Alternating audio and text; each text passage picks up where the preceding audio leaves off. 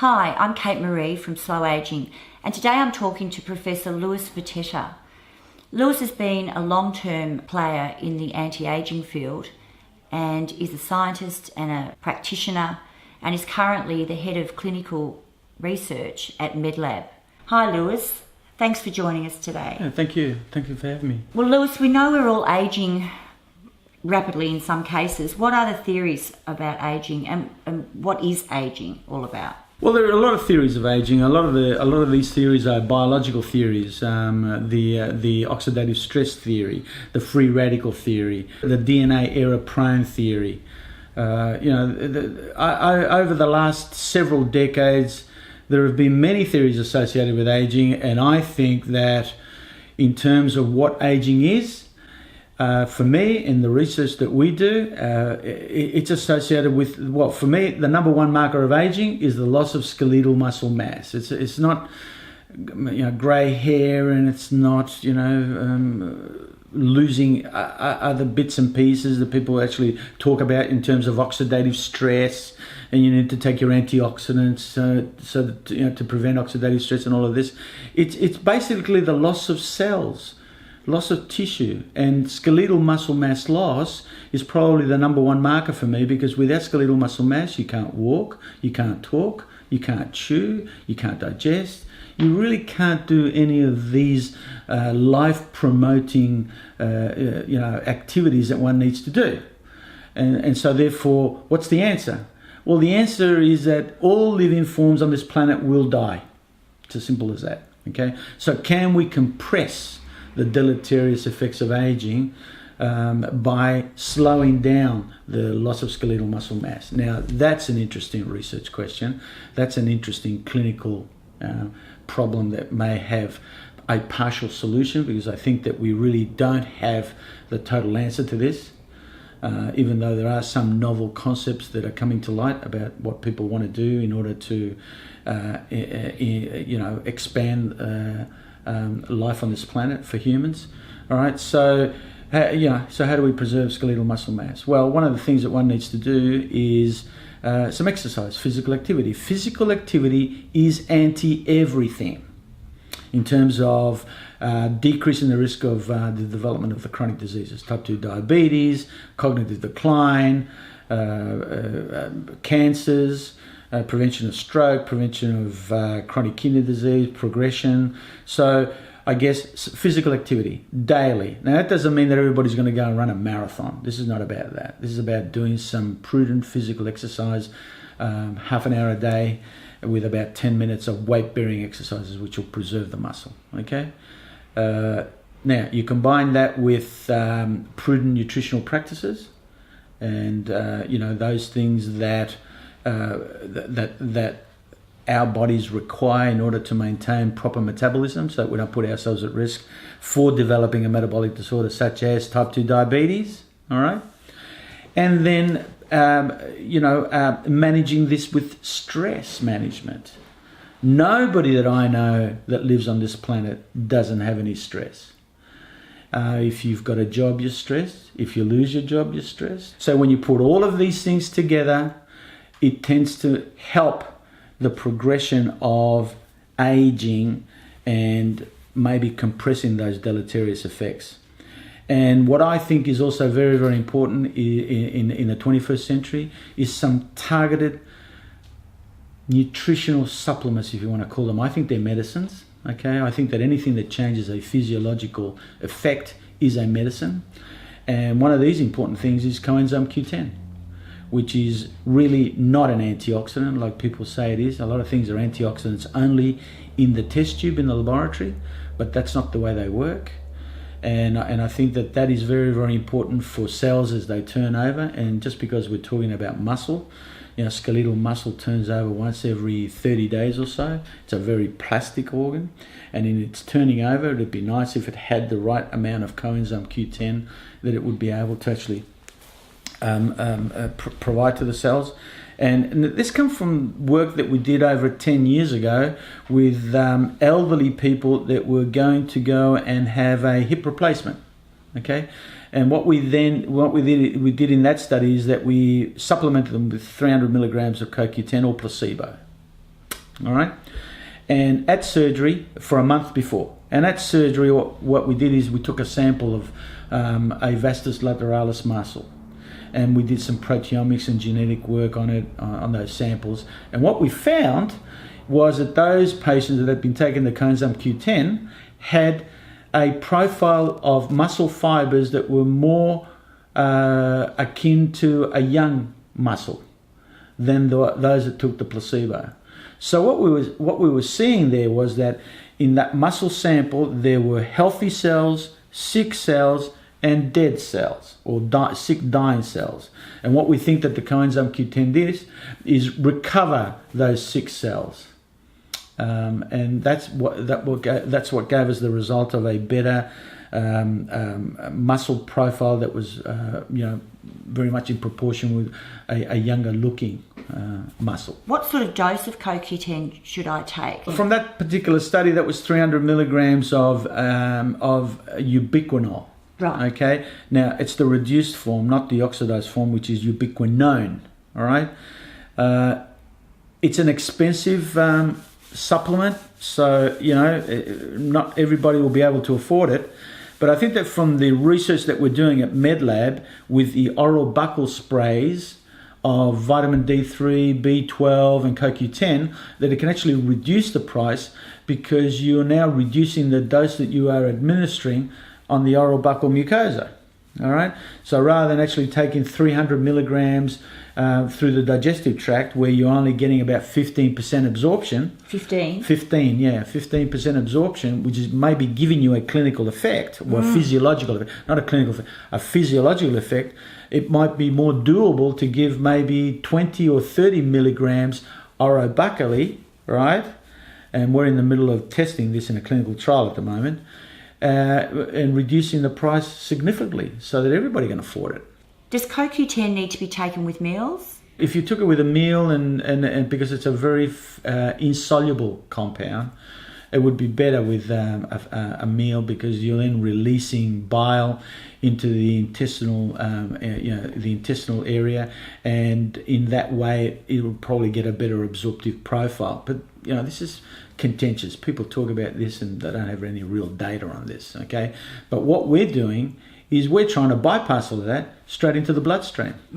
All right, of ubiquinol, 20 to 30 milligrams, that then reduces the cost to the consumer. All right, and I'm sorry that this is a commercial, but what it is that it's going straight into the bloodstream, so we don't really have to worry about how much is being absorbed. How far is it from being on the market? 2 months. Right. Oh, good. We've got to do the clinical trial. We've got to report the results, and if it's good, we'll report it, and if it's not good, we'll report it too. We think it will be good, because we've done vitamin D3 and it's worked well. We've completed B12 and it's done that well. We've even completed a study with atorvastatin, one of the cholesterol lowering drugs, orobuccal delivery. Okay, and it gets into the bloodstream really well and shows an efficacious effect. And we're hoping the same thing for CoQ10. Apart from CoQ10, what other supplements would you recommend? I think that everybody should be taking also vitamin D3 in a city like Sydney or Melbourne in winter. Doesn't matter how much time you spend in the sun, you're not getting your vitamin D3. The angle of the sun is just not right, so you're not converting the vitamin in the skin. Okay, you're not converting the precursor to the vitamin. So I think that 1,000 to 2,000 international units of vitamin D3 daily is a good thing, in particularly for the elderly. So CoQ10, vitamin D3 for the elderly, in order to maintain health. All right. Now that doesn't mean that if you were to take these compounds and you have a cancer and you have some other chronic disease, that this is going to cure this. This is not about that.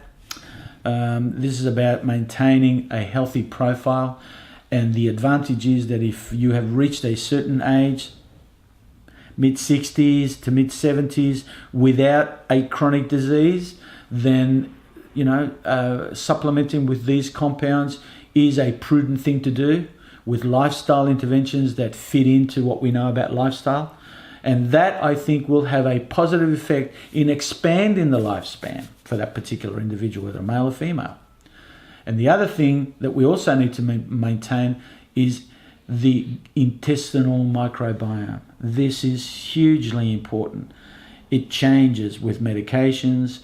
It certainly changes with antibiotics.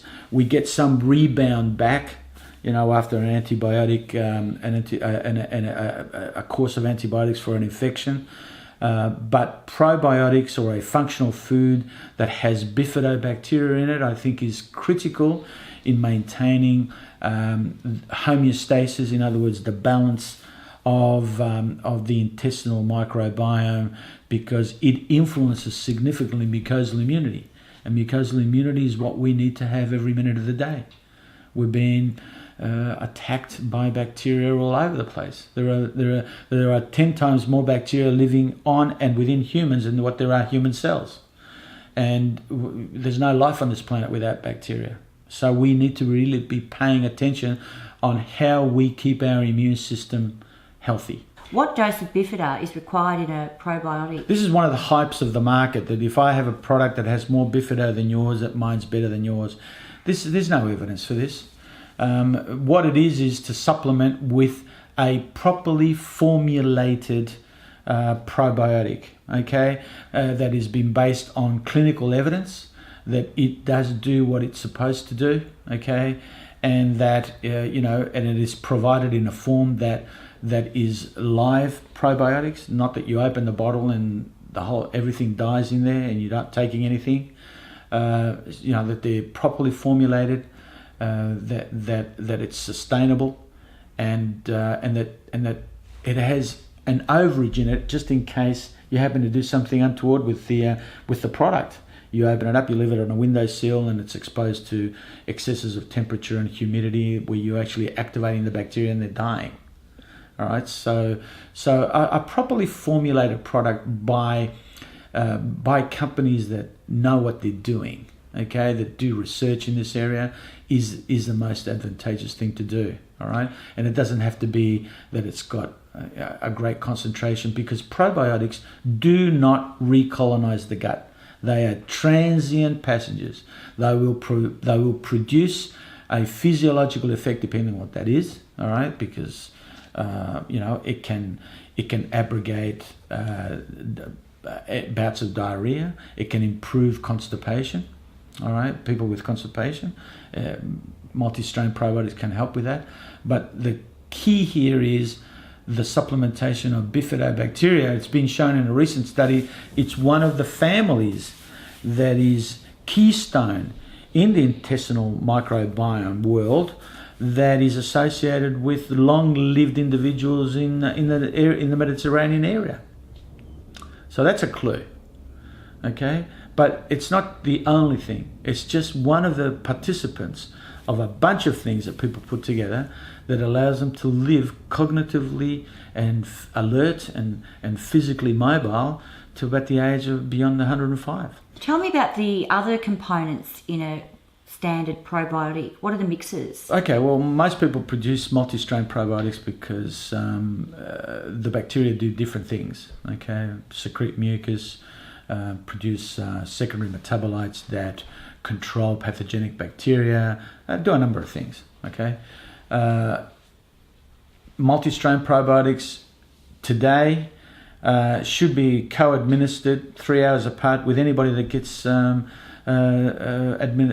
prescribed an antibiotic. I mean, the evidence is very, very, very clear for this.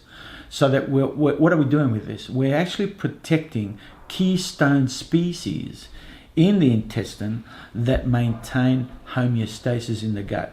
Most people don't get diarrhea. Most people don't get constipated. They've got a good diet. They've got good physical activity, but they just might need a functional food now and then, okay, in order to maintain, shall I say it, fluidity in the intestines. So, you're moving your bowels every day. That's normal. Once a day, twice a day, that's basically normal. Diarrhea is not normal. Constipation is not normal. All right, and taking antibiotics is a good thing. Any clinician that sits on a patient that has a chronic chest infection just because I don't want to give them an antibiotic is crazy. That needs to happen. But at the same time, that individual needs to be taking a multistrain probiotic about 3 hours apart for the duration of the course of the antibiotics, and then for an extra month, just to provide enough protection to just maintain that intestinal microbiome balanced. Okay, and this is not a commercial for taking probiotics every day. It's not that. If you've got a prudent nutritional practices with a functional food on a daily basis, then you're protecting your microbiome. I think that in the elderly, though, it would be prudent to be taking bifidobacteria. What are the other strains of bacteria? There are lactobacilli, a bunch of those. Well, what does that do? The lactobacilli are basically operating in the distal small bowel. The bifidobacteria are basically operating in the proximal large bowel, where most of the bacteria, what's that mean? That's further down. Further down. So at the end of the small bowel, you've got the lactobacilli. At the beginning of the large bowel, the colon, that's where you have most of the bifidobacteria, where the food is still sort of liquidy, pasty-like, and a lot of chemical activity is going on there, where the bifidobacteria are actually influencing the mucosal immunity.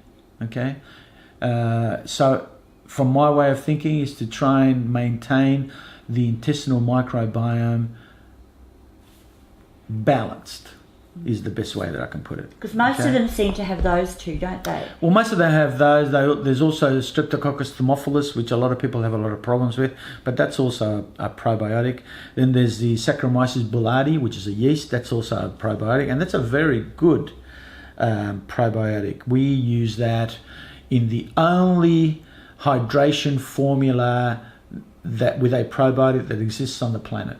Right. All right. A lot of hydration formulas are just liquids and. What's a hydration formula? For people that become dehydrated. Oh, okay. Okay. For people that become dehydrated due to excessive exercise, or because of diarrhea, because of a treatment such as, for example, chemotherapy-induced diarrhea, or radiotherapy-induced. For a number of different reasons that people become dehydrated. Okay, this is a very good hydration formula because most people with a dehydration problem have got a dysbiotic gut. Dysbiosis is an unbalanced gut, which tends to make that person pro-inflammatory.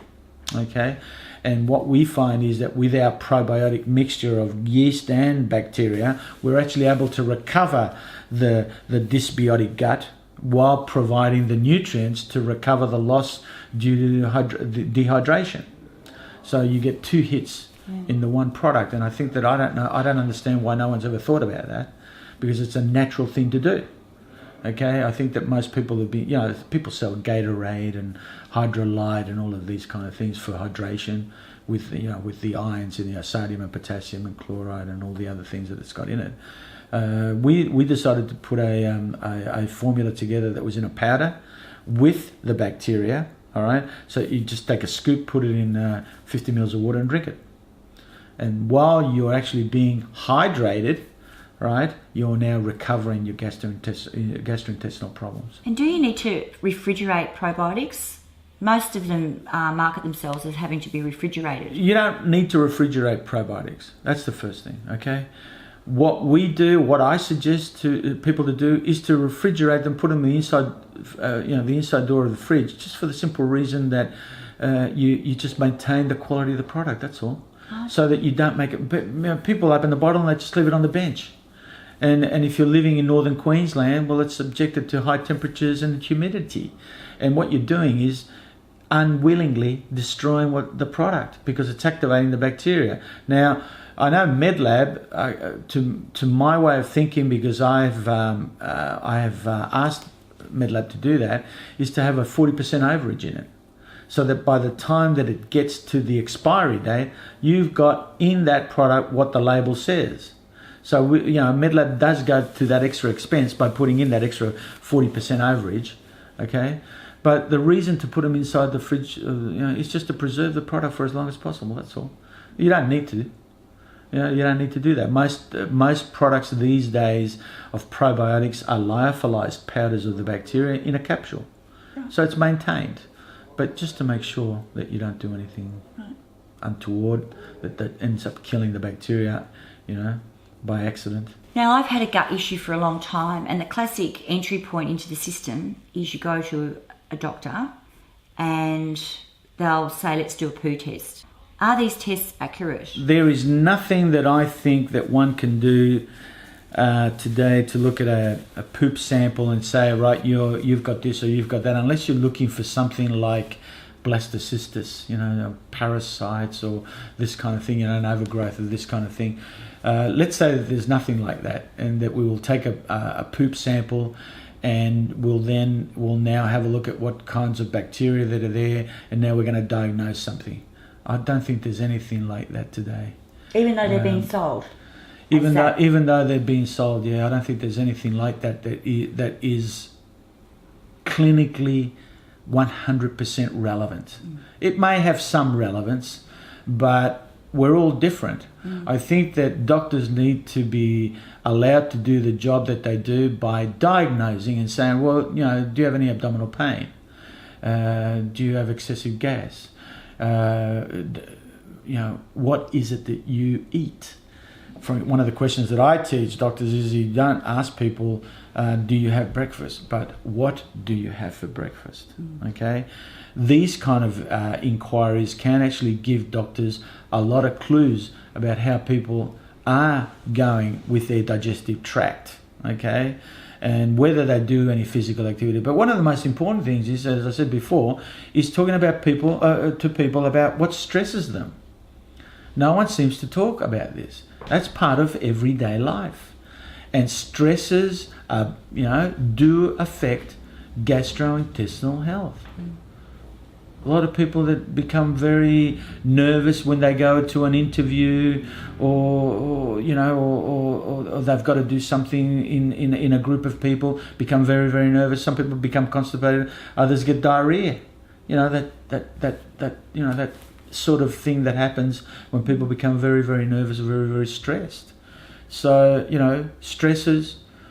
What are you eating? Are you exercising? What drugs are you taking? Are you taking any medications of some sort or another? Analgesic medications do affect the gastrointestinal microbiome. So do antibiotics, as I've said. So, all of these things, one needs to discuss these things with patients.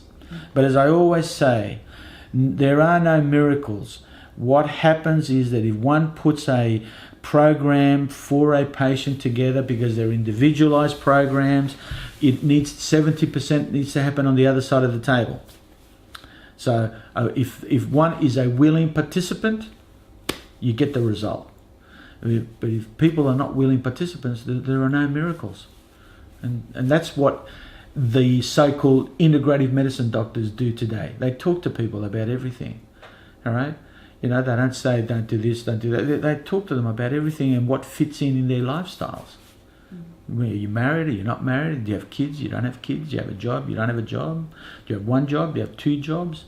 All of these kind of things, all right? And then, with all of that, taking a family history of, is there any history of cardiovascular disease in your family? Is there any history of type 2 diabetes? Any history of dementia? All of these kind of things. That builds a picture.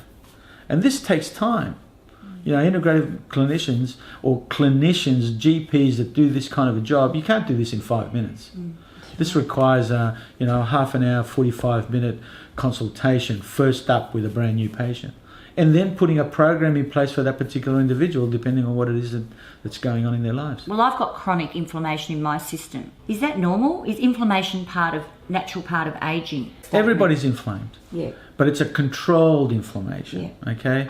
Like, for example, we live in a state of homeostasis, in other words, a balance, all right?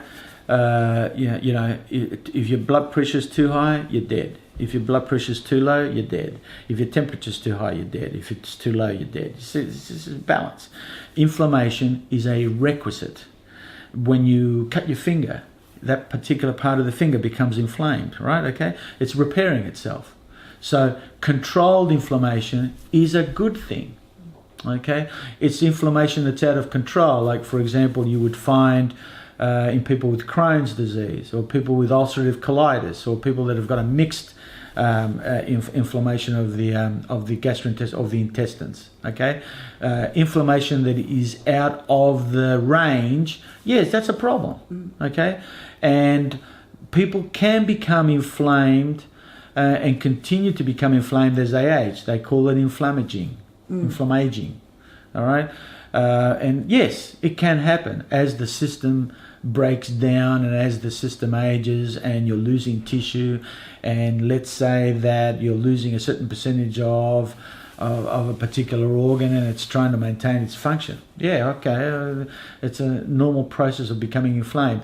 Are there things that we can do to, restore the balance? Are there things that we can do? Yeah, I think that there are. So do you treat it or do you look for the cause? You do both. You look for the cause and then you try and tailor a treatment for it. So you look at the gut first? Yeah. How do you look at the gut? The symptomatology, the symptoms that patients come with. Okay, so you have diarrhea, you have constipation, or you have some disruption of normal patterns. Then what do you do? Well, it depends what it is. If it's diarrhea, you need to get down to the cause of to what is it. Okay. So then doctors if it's constipation, doctors then will go and they'll do a poo test. So there's no parasite or there's no bacteria, or then what do you do? They call it irritable bowel. Well, it can be irritable bowel. It can be but irritable bowel doesn't just come. It's irritable bowel due to diarrhea, irritable bowel due to constipation, irritable bowel that's a bit of both. Which irritable bowel? Most times people have got an irritable bowel because they are stressed in their lives. If one really talks to someone, you really get down to it. It's to do with work, it's to do with family, it's to do with things that are, that are going on in their lives that doesn't allow them to make prudent nutritional choices. They might go without a meal and they're supposed to. They might go they may have hydration problems, that they're not drinking enough water. And this is not a plug to drink 5 litres of water a day. This is not that. But actually, when you need water. Okay, half a litre to a litre and a half per day in the elderly is very critical. The elderly, most of the times, an institutionalised elderly, they're dehydrated. They're left on the corner. It's like a plant, and they don't get watered. All right, so one really needs to look at what is really going on. And often that's very, very tough to extract this stuff from people that you've just met. But does irritable bowel, would that lead to inflammation markers? Irritable bowel is an inflammatory problem. Okay, it is. So does it lead to an inflammatory marker in the bloodstream? Yes and no. Okay, so what if you've got inflammatory markers that have been tested now for inflammation? Well, we know that interleukin 13, 6 are inflammatory markers, and interleukin 10 is an anti-inflammatory marker. Okay, they both exist at the one time. Bit of inflammation, a bit of like this. Okay, a little bit of both, because that's the norm. That's the normality. That's the normality. So if you've got high, it's when the pro-inflammation just continues and continues. Yeah. Not that it's high; it's just continued. All right, continues and continues. Pro-inflammation continues. That doesn't have a chance to recover or to reset itself. Yeah. Okay, that's when it's a problem. Yeah. Okay, and you see these kind of things happening in type 2 diabetics. You see this kind of thing in chronic kidney disease, in rheumatoid arthritis, osteoarthritis. They're pro-inflamed. Yeah. Okay, osteoarthritis of the knee, let's say, for an example, because we've done research in that area. They've got pain in the knee, so flexibility's decreased, mobility's decreased, pain's increased. Okay, so what do? Well, there are studies that show that if you give someone prebiotics or probiotics, things like that, that you're affecting the gut, the inflammation in the gut, because most of these people are dysbiotic because they're always taking analgesic medications. There's no cure for osteoarthritis. Okay, so you're taking the anti-inflammatories to help with the pain. All right, okay, that's shifting the microbiome in the intestine to a pro-inflammatory microbiome. Okay. And so what probiotics and prebiotics tend to do is recover that pro-inflammatory dysbiotic effect that then translates to a better functionality on the knee, reduced pain, better mobility, better flexibility. And that is because I think that the gut controls functionality of end organs, whether it be the kidneys, the joints, the muscle, the liver, the brain, because there's a gut-brain mood connection, very, very significant, that if one can actually address pro-inflammatory activity that's out of the norm in the gut, you might not fix everything, but might be influencing in a positive way an end organ that's out of whack. Right. Would someone like me, who's got this myriad of inflammatory stuff going on, would they benefit from having a fecal transplant? Would that reboot? I don't know. Yeah. There's an idea that it would reboot your gut. There is an idea for that. Where fecal microbial transplants have been very, very good with a 97% success rate has been for Clostridia difficile infections, and nosocomial infections. And Tom Barodi here in Sydney, he's been doing this kind of research since the late 80s. All right. I don't think that they will fix everything. The question that I have from a research point of view is that we've been doing this for so long and still how come we don't have a pill yet? There was a recent study from a company overseas that had a pill, I'm pretty sure it was a pill, with about 9,000 bacteria in it, which was from a poop sample. Is it the crapsule?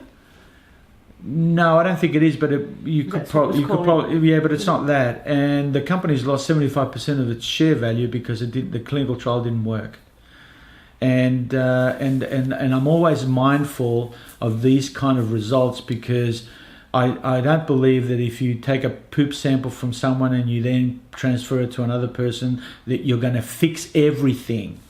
All right. Now it's really good for Clostridium difficile diarrhea or infections. Because it tends to actually rebalance the gut in that particular respect. Because Clostridia, this particular Clostridia difficile, the bacterium, is a pathogen, and its overgrowth is pretty serious stuff. It can actually take your life. All right, but there are other things in the intestinal microbiome like bacteriophages. These are viruses that parasitize and or kill commensal as well as pathogenic bacteria. And we're only just starting to find out what these are all about. Because when you look at these viruses, they don't infect the human cells. They only infect the bacteria. That's why they're called bacteriophages. All right. However, the stunning point is that there are more viruses than bacteria and human cells put together. So these chemicals that infect bacteria specifically may have a very important part to play in health because they may be inserting their DNA or RNA, depending on what it is, mostly DNA, into the bacteria, which then tells the bacteria what to do.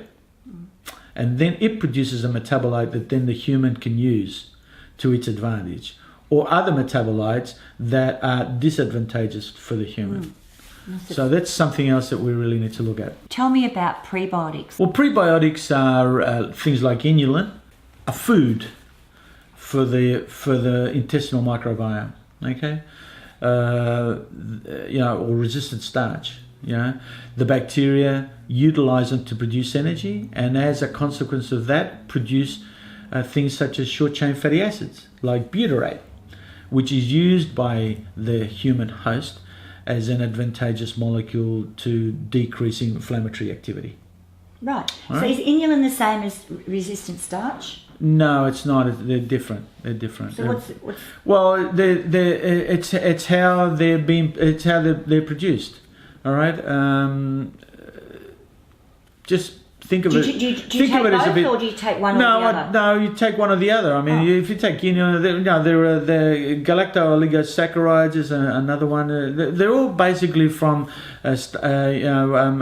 plant products. Okay, that are manipulated in a particular way that then gives you a product. Because people are selling product, and you want to be different from so. You do different things, okay? Resistant starch, there's a lot of evidence associated with resistant starch that can actually do a lot of benefit to human health in the gut. Yeah. Especially by producing bucket loads of butyrate. So how often do you have to take resistant starch? Is it once a day or?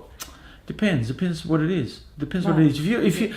If you're consuming your vegetables and fruit daily, you're okay. But not if you've got an But imbalanced gut. well, then you need to assess what it is. Yeah. It's not a one shoe fits everybody. Okay. But this- What you need to see what the The patient's big about. issue is, Lewis, is that you go to a GP or an integrative or Yeah. whatever, they've all got a view. There's not Yeah, one no. protocol where they Yeah. say to the patient, okay, we start with this, we'll test, we can see this. Then when we see this, we do that. When you see X, something different, you do that. There is no one. So it's like the Wild West. No, it's not like the Wild West. What it is From a is patient that, perspective, yes, it is. Unless you're going to this, you know. We don't have the research data that we may have with things such as a cholesterol-lowering drug. What are these functional foods that have prebiotic activities? Functional foods are good, especially things such as kefir. Kefir is probably it's awful taste, but it's a very nice functional food for the intestinal microbiome. Very nice. So are good yogurts. Watch it because a lot of them have got sugars in them. They make them palatable so that everybody can eat them, particularly kids. Kombucha tea, it's full of compounds that are, again, fermented compounds and molecules that the gut microbiome loves to use and are advantageous for health. Yeah. So all these things are good. You just got to watch what it is that you're picking. Kefir is not for everybody. And then you've got things like yogurts from Parmalat and yogurts from Yoplait and all of these. They've got sugar in them. They've got fruits in them. You've got to really read the label and see which one is good for you. All right. And then you've got your Cult that targets everyone with the little bottles. With the special probiotic strain in there. It'd be nice to know if that strain's alive or not. I'm sure, that starts off being alive. I just don't know how long it lasts in that little bottle alive. Okay, so you really got to watch it. Okay, you go to a supermarket or a health food store and talk to them about which are the good ones and read. Really look at the label and see what it's got in it. And if you don't understand something, ask. Don't just take. Thank you for your time, Lewis.